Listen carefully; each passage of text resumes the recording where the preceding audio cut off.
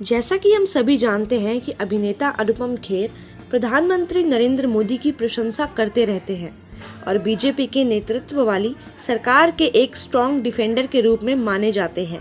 लेकिन मौजूदा कोविड संकट को लेकर उन्होंने सरकार की आलोचना की है। उन्होंने कहा है कि सरकार कोविड के संकट में फिसल गई और सरकार को जिम्मेदार ठहराना आवश्यक है।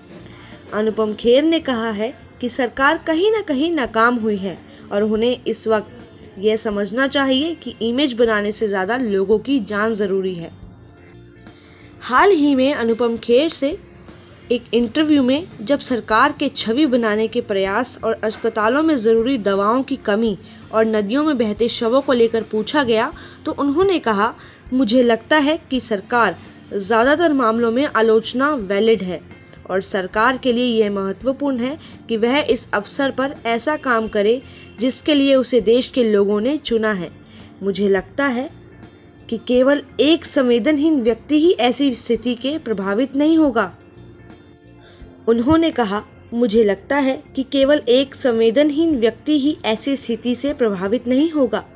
नदियों में बहते हुए शव, लेकिन दूसरे राजनीतिक दल द्वारा अपने फायदे के लिए इसका इस्तेमाल करना भी सही नहीं है। अनुपम खेर ने कहा कि हमें एक नागरिक के रूप में गुस्सा करना चाहिए और जो कुछ हुआ है उसके लिए सरकार को जिम्मेदार ठहराना महत्वपूर्ण है। सरकार पर ऐसा कमेंट करना बहुत से लोगों के लिए अप्रत्याशित है। उनकी पत्नी अभिनेता किरण खेर भाजपा से सांसद है। लगभग 2 हफ्ते पहले खेर ने कोविड कंट्रोल पर सरकार की आलोचना के जवाब के लिए एक ट्वीट पर कमेंट किया था, आएगा तो मोदी ही। इसके बाद उनको सोशल मीडिया पर ट्रोल भी किया गया था।